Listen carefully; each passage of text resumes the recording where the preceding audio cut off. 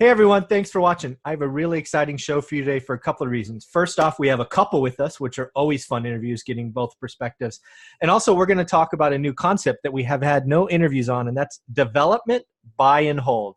So let's welcome Justin and Keisha to the show. How are you guys doing today?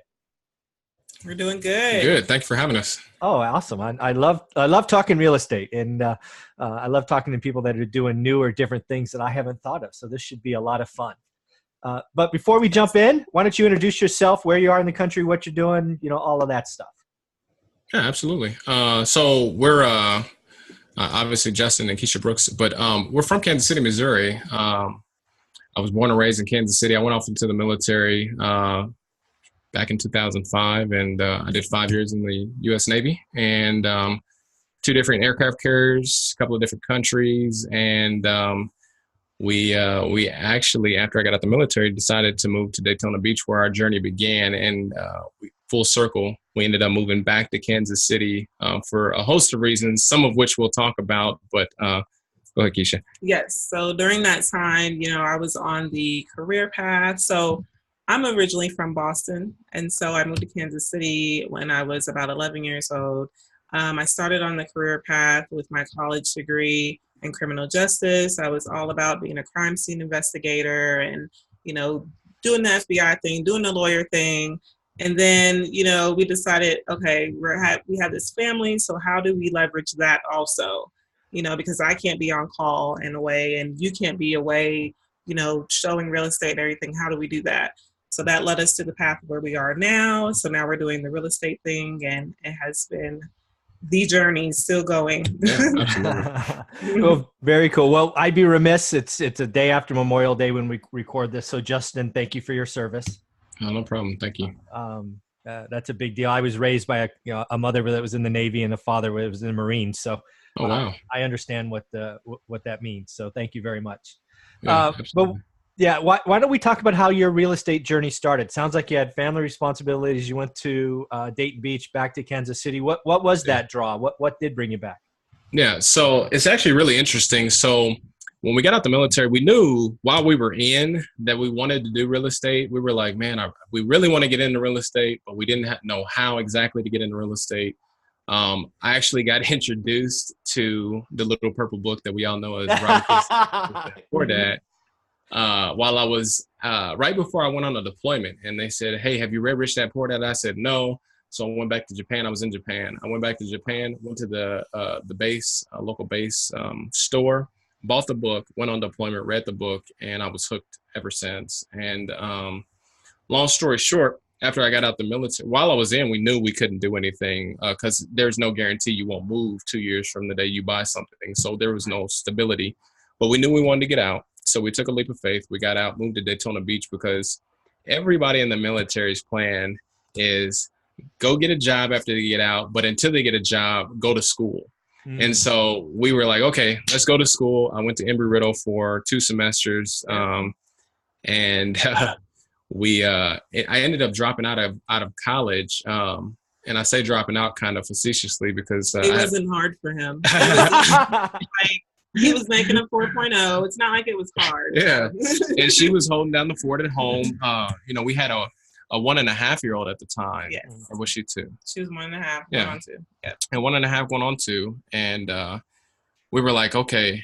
I came home one day after school. I said, I just went to this conference. I was an air traffic controller. So I was going to get out and be an air traffic controller when I got out. Use that money to buy real estate. And I said to her, Keisha, I'm going to spend the next 15 years of my life trying to figure out how to make 150 grand with air traffic control. I said, why don't I just shortcut my path, go become a realtor, learn investing, and we'll make plenty of money while I, learn the real estate game. Right. I was wrong. Literally right after the day I graduated from college, and I was just like, okay, because I was, I was like, why is this got accepted? I got accepted into Daytona's law enforcement academy. Like instantly they were like blown away at my scores and everything. And I was just like, well, I went to college, but okay. Yeah. So, we did that. It's your turn, because he had been in the military, and the deal was for him to, be able to do his thing. So we got, uh-oh. Did our internet? We lose internet? Nope, you're good. We're good. Okay, yeah. So it's interesting because the day we did decide to jump off the cliff, I sold a house in the first week. I got my real estate license. I sold a house in the first week. I was like, oh my God, this is really easy. Then I got another lead and I sold a house like, I think a month later. Yeah. But all in all, it took us 6 months to sell 2 houses. And I knew pretty quickly that we were going down a path that led to rapid decline. And one of the biggest things for us was to not do without for our kid. That 1.5-year-old changed everything. So I said, it's time for me to really go learn some things because I knew nothing about business. I had read one book in my whole life. That was Rich Dad, Poor Dad and Total Money Makeover by Dave Ramsey. And so I read those 2 books and I built my philosophy off of that, went into business thinking it was easier than it was. And I said, it's time to actually go get a job so that I can provide for my family and I'll start part-time. And that's what ended up happening. So that's how we ended up moving. We actually moved from Daytona to Dallas, Fort Worth. Okay.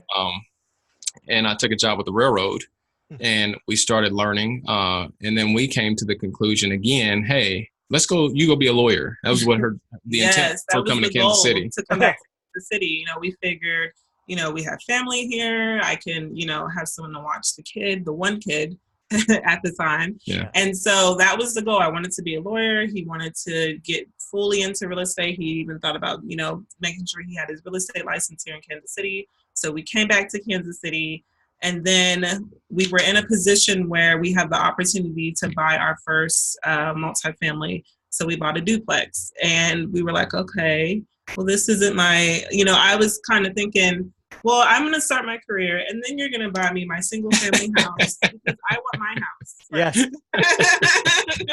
And so he was like, well, let me convince you. And I was like, so I have to share my house with somebody else on the other side. Like, how is this going to work? But he said, but we own the whole thing, so it's a matter of convincing me that it was going to be okay. And then I realized, oh, wait, this is actually paying our mortgage and we have cash flow coming in. So, wow. Yeah.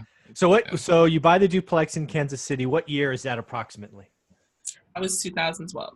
Okay. So 2012, you get your first duplex units. Are you still on the path to becoming an attorney or a lawyer at this point, Keisha? So at this point, we had decided, well, our 1-year-old at that time had turned 3 and she needed a sibling. Did she tell you that? So we were like, well her attitude told us. She'll have someone to play with. And so then it was like, hey, by the end of summer, I was pregnant with our second child. Yeah. And so then it was, well, I could still do something. At one point I wanted to do nursing. So I still was on this, I have to have a career. I have to be on track to have something. And it was me thinking, I need this security. I have to have something. So here came the second child and I did not go to nursing school or law school.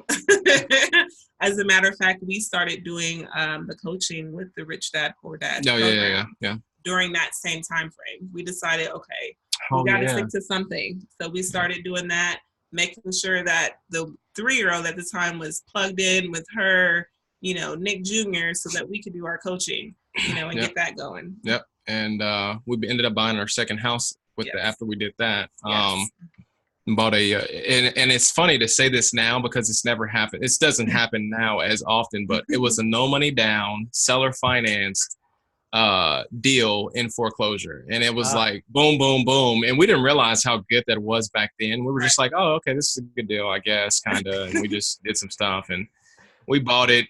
We lost our butt on it because we didn't know anything about anything still. Right. We ended up losing like $7,500 or $10,000 or something like that. But we held it for cash flow. Okay. We ended up refinancing it out. We took back some of the money we lost, and then we held it to recoup all the money because this was back in 2012 or 13. By that time. It was 13, yeah. So we already knew that we were coming out of that recessionary period. We got it on sale. But yeah, long story short, we figured out real quick that being on that that career path journey wasn't where we wanted to go. It hasn't always been that glamorous though. No, like, it hasn't. We had the whole shiny penny syndrome where we bought things in a box and we were like, oh, the business in a box. You know, this work and, you know, get rich quick. And, you know, we even tried a little bit of with network marketing and, you know, just trying to figure out what would work for us. Yeah. So it sounded like in your journey, Keisha, that, you know, the job security corporate ladder thing was always important to you, but it also sounds like at some point you kind of shelved that. Is that a fair? Okay. Was there an event or, okay. Was there an event, a thing, a deal that kind of said, okay, I'm okay with a little bit less job security, if you will? So that brings me to my story. So recently, I got invited into a book project. We just did Desire, Discipline, and Determination, lessons from both thought leaders. And so it's #1 seller. So I am a #1 best-selling author. Congrats. And thank you. So my story talks about how 2015, I lost my dad. And so my dad was that person who always was like, you're going to be a millionaire. You're going to do great things. You're going to do this. Well, as I was growing up, I saw my dad also be into entrepreneurship. Now, he had his degree also. He even went on to get his master's, but he always was doing something else, whether it was insurance, you know, he even did Amway. Everybody's familiar with that. He became president of his fisherman's club. I also had my grandfather who actually was really into real estate. He had properties in the Boston area and in Georgia. So it's always been a part of my life. I guess the light clicked on when God was like, oh, here's your husband. He also likes real estate. So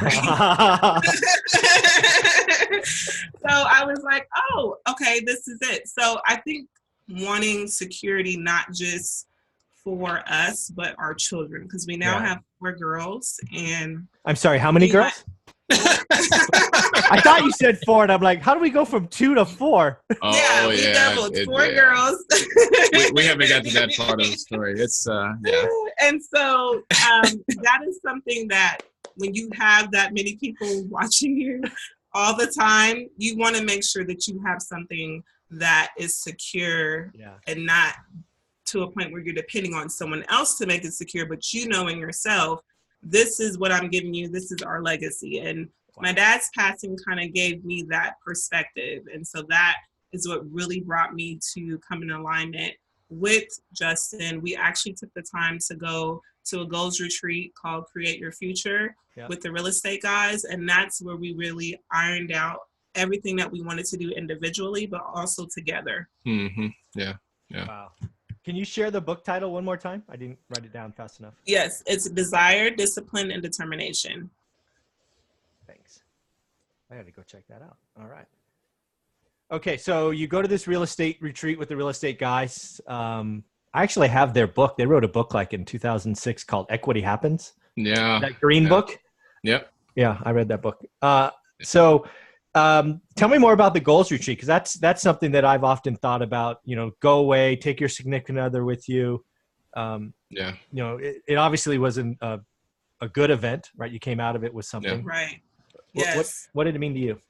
Well, it gave us time not only to get away, but also to just really tune out of the rush of everyday life and truly figure out what it is that we needed to do to just make that switch.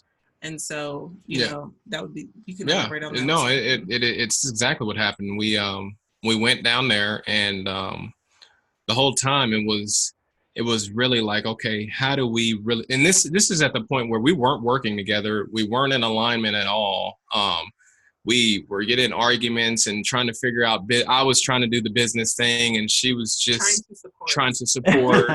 And it was one of those kind of like running in circles kind of thing. It's like a whirlwind, you know, we're running around in circles, just going through this free falling whirlwind. And when we went down there, it was actually in San Diego. So we went over there, and we took the time. I said, you do for you, I'll do for me. And we'll come together and we'll figure out where we can dovetail our goals in together and figure out how we can go forward together. And so we took the time, we wrote out each one of our separate goals. And then on the plane ride back, we went through each one of our goals and figured out where we were in alignment. and how we could build something together that was in alignment. Now, I would like to say that after that plane ride, we were 100% good, but it actually went worse. It got worse. Yes. It actually got worse before it got better. So we ended up going to, it was a year, right? Before we went to the next event together. It was March. It was yeah. So over a year. Yeah. So we ended up going to one more event because I asked, we got in a little bit of an alignment, but so I'm going to be a little transparent here, a lot of transparent. So that May, I went to a conference, and the conference was on our anniversary. Oh. Yeah. And so, yeah. So you can see where that went. It was because we weren't in alignment. We were not in alignment at all. And I ended up going, I went to the conference. I brought her with me. So she wasn't not with me, but I was in a conference all day. So it wasn't the same. And so the guys there were like, you know, man, we like everything and we like you and all, but you got to go figure that out too. You know, everything within balance. And I'm still learning, and I was really learning back then. This was 2.5 years ago, 3 years ago almost. And I said, okay, fine. And so, you know, to make a long story short, we went to one more event together, and it finally clicked. I don't know what ended up happening, but it was almost a year later. It finally clicked. We said, hey, we can do XYZ together. And that's when we started building our brand. I said, we can do this together. She said, well, Justin, I really want to do this. And I said, well, I don't necessarily want to do that, but if you want to build it out, by all means, go for it. And so that was literally like over a year ago. So this last year has just been a consistent uphill. Like we have been consistently like a hockey stick. Yeah, we've just been just going. And we've had the fourth girl by then too. So, I mean, it was just all of this coming together, us finally saying, okay, we're done having children. We're good. I was trying for a boy. We were trying for a boy, and every time we struck out. So no, but I think also too, through the journey, we've also discovered, you know, not just from the Goals Retreat, but just from other people that are within our circle, is imagining, you know, that perfect day. I think that's something that we've also implemented into our life, to where we have figured out what does that look like, and then how do we get there. You know, a lot of people make these goals, but they don't necessarily put timestamps on them, and then they're always focused on what's so far ahead, and they're not focused on what's happening right in front of them now. That's very cool. So let's talk about the hockey stick. So in the last 12 months, what do you talk about development, buy and hold, let's dive into that. Sounds like a lot of fun. So we have 3 things that we do consistently. There's we have our I don't know if you mind us mentioning. Go for it. So we also have a podcast we do, Real Life Real Equity podcast, which we do together. Yes. That was the thing that she said she wanted to get into. I said, well, I don't know if I necessarily want to do a podcast every week. And she said, well, I'll take the lead on it. I said, sweet. So we do our Real Life Real Equity. We do our construction and development stuff, which has a short-term rental component involved, which again, she runs. And then we do our business coaching, because Real Life Real Equity has brought some very interesting conversations amongst people. You know, hey, can you teach us what you know, mentor us, coach us, lead us through how you have done X, Y, Z. And so those are the 3 things. But to really answer your question about the buy and hold and development, we didn't really anticipate being developers. What we really were trying to do was flip houses. The problem was, I don't like flipping houses. I don't like the risk I don't have a risk tolerance for it.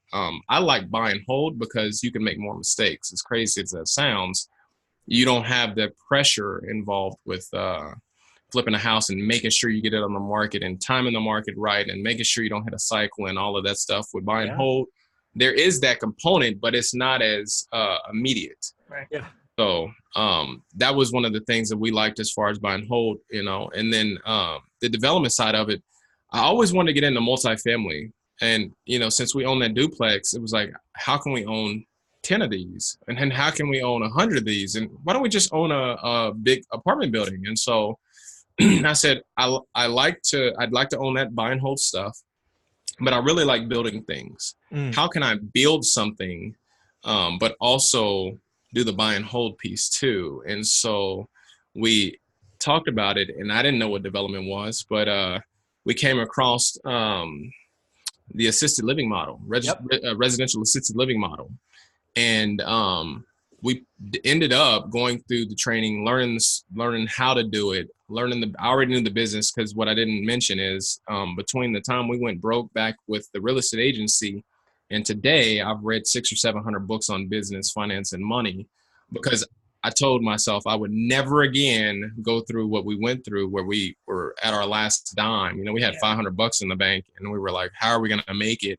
And I didn't have a job yet. And we had to move in with her dad for like 30 days. So it became one of those scenarios. I said, okay, I'm never going to go through that again. And so I knew the business component side of it. So I said, every piece of property that I buy until I find the thing, I'm going to treat it as if it's a business. And that's what we did. And so when we decided assisted living, I already had the business savvy because I had been running the business aspect of it for a long time.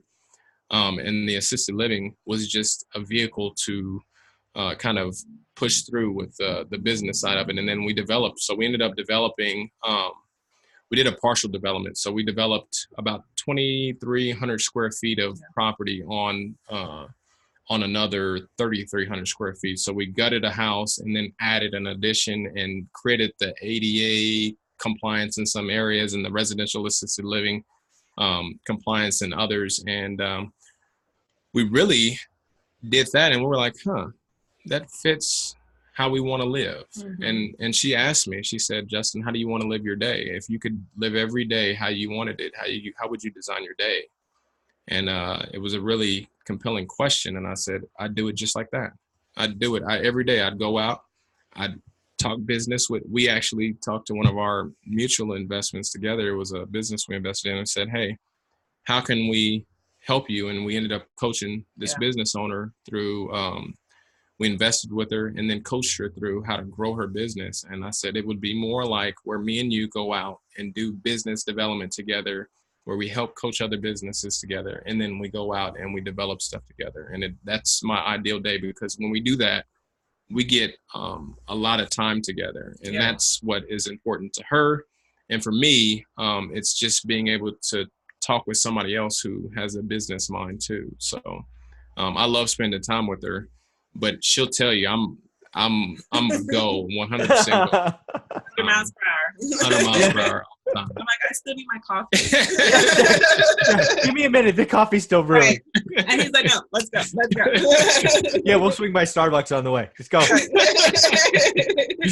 Well, that's great. So let's talk about that first assisted living. So if I remember the numbers right, basically you took a 2,500 square foot place, turned it into almost 5,000 square feet. Now, I don't know assisted living at all. So if these are dumb questions, I apologize. No. So do you sort of break that down by beds? Is that what you're basically renting, I guess, or leasing beds? Is that how it works? Yeah. So we developed a 12-bed facility. Okay, 12 beds. Okay. And it's we own one. We have decided that it's the development piece that we really love, and it's the assisted living component that we like. So how can we marry the two together to make it we love both? And so that's what we're working through now. We got Lease up going on our 12-bedroom with our partners and our team. Did I answer the question? Yeah, yes. So 4,500 square feet comes 12 beds. So it's actually 5,500. It was 3,300 square feet under roof in the beginning. Okay. And we did a 2,200 square foot addition. So it's something like 55 or 56-ish square hundred. And do they rent or lease? I'm not sure what the right word is. Is it like weekly, monthly, daily? I mean, I don't know how it works. It's by the month. So what we do is we create a contract. So it's not really a true lease. It's a contract. Because we're providing a service. And so there's two components of it. And this is where it gets interesting. There's the real estate component of it, and then there's the business component of it. There's two separate operations. And so when we learned this model, they told us you can either own the real estate or own both. I wanted to own both because I want to understand what it's like to own the operations, and I want to run a business. Okay. And so when I presented it to my partners that we have now, we have 2 general partners and a few limited partners because we did a syndication with it. Sure. And so when we did that, we said, okay, how can we make this most effective? Anyway, long story short, we lease it by the month. It's 12 bedrooms, and we charge, because we're a memory care specialty home. So we charge based off the market rate for that home. Very cool. So when did that open up or go live or whatever the right word is? February 26th is when we officially got licensed. So I just looked at 19 this year. Of 19, yes. Okay. It was actually, it's a really interesting journey because we started back in 2017, I believe. Towards the end. Yeah. All right. So January of 16 17 months. Yeah. Okay. Yep. Very cool. And you liked it, and you said some is good, more is better, because there's more on the way. Yeah. So we're actually looking at what we're gonna do next. Okay. We I think we mentioned kind of earlier, we're looking at what other development pieces we can do, because since I've been a little kid, I love construction. And we just got out of a meeting with a friend of ours who we're gonna do some stuff with the construction piece. So a vertically integrated company, whether we have the real estate development in-house, we have the real estate construction in-house, and then we have the business operations component in-house. And so that's kind of where we're building out now. And the assisted living is just the first of many different asset classes that we're going to diversify through. So it's the first Lego block, and future Lego blocks will be kind of the same thing, but maybe not assisted living, but the same kind of concept, multi-tenant properties. And I kind of do the Warren Buffett kind of approach, if I like it, and I'll buy it if I like it. I've never seen somebody, and I always thought I had to be inside of this box, and we talked about it. We can do anything we want to do, and so a conglomeration of companies is more interesting than just a single asset class. Before we're real estate investors, we're investors first. So yes, I like that, investors first. That's what I like about the fact that he was talking about, where we can sit down with other small businesses and help them see the light in their business to grow. I think that is probably like the highlight of what we do. Just someone else get it. That's awesome. That's very exciting too. Yeah, well, Keisha, I got to tell you, your dad is very proud of you. Thank you. Yeah, it's very clear that he would be very proud of you looking down. So congratulations for that. So I am curious, where do you guys see this going in, 3 to 5 years? That's a good question. Very good question. We see more real estate. We see more businesses. Our primary focus, because we have what I think every entrepreneur fights, that shiny penny syndrome. It runs rapid in my mind, and so I'm always, I could see that squirrel. Squirrel. It's one of those things. So but I use her as my accountability. I said, okay, well, listen, here's the 3 things that we really want to do. And there's only one thing that trumps every other thing. I live by the one thing concept that Gary Keller's book. And it's, what's the one thing that by doing makes everything else easier or unnecessary? I know I didn't get the question exactly right, but that's what I asked myself. Well, what's that one thing that makes everything else easier or unnecessary? And so my heart is in business and entrepreneurship. So how can we create the absolute best organization possible? And then, by the way, when people ask us, because I'm sure you get it too all the time, hey, how did you do this? How did you do that? Well, let's create a platform so that we can answer those questions in the most effective way without burning all of our time up, and not in a negative way. But I mean, we got 4 kids and, a life also. So you're a little busy. We got to build a balance. So how can we do that? And that's what we came up with our 3 things: a real estate, our real life, real equity podcast, real estate development and construction, and then the business coaching, because it allows us to get in there and invest in the business, or coach the business and invest and coach. One of the twos, Sure. That's awesome. And the real estate, creating that passive income so that way we can fully operate with the podcast and the coaching. Yeah, because sometimes, we want to do more, but we got to make sure that we have the pieces together, make sure everything is, we're really growing our team too as we continue to grow in the next few years. So in 3 to 5 years, to really get to the answer of your question, we see more multi-tenanted properties. We see more businesses invested in, more coaches, or more coaching clients that we've taken under our wing and are helping through the ups and downs. Are you still in Kansas City? Yes. We don't see ourselves in Kansas City for 3 to 5 years. We actually have been talking transitioning to another state. We don't know whether it'll be this summer or next summer. We're still debating that. But you have the state in mind, or can you say? Or is it going to make the parents mad? No. Well, no. We're actually thinking. Will follow us. No, it's actually Dallas. Although so Texas, all right. Yeah, Dallas, Texas. Although we've had talks about Miami, Fort Lauderdale area, because we love the water. You're not going to get a lot of that in Dallas. No, and that was the thing. We love Dallas for the speed of business and for our network, but we love Florida because of the water. So we have to figure out a way to get back to the water. I'm a sailor, so I have to figure out a way to get back to the water eventually. Okay, all right, very cool. Well, one thing I'd be remiss if I didn't ask this question, because you really saw it in the beginning of your journey where you weren't quite aligned. I talked to lots of couples where one or the other is kind of all in on real estate and the other one is kind of risk averse. Yeah. We kind of danced around it in our review of your story, but I'd love each of your opinions or sort of thoughts on how best to come together, right? Because it took you time to do that. And I think couples would benefit from hearing what each of you think. And maybe we'll start with Keisha. Mm-hmm. Okay. Yeah. So my thing was just keeping it real, because that's what we do. When I was growing up, my parents they practiced Christian beliefs and the other ones practiced Muslim beliefs. So I had two different dynamics going on in my household. So I eventually was like, okay, it's not like I was against one or the other, but I went towards one path and decided, okay, this is what I'm going to do.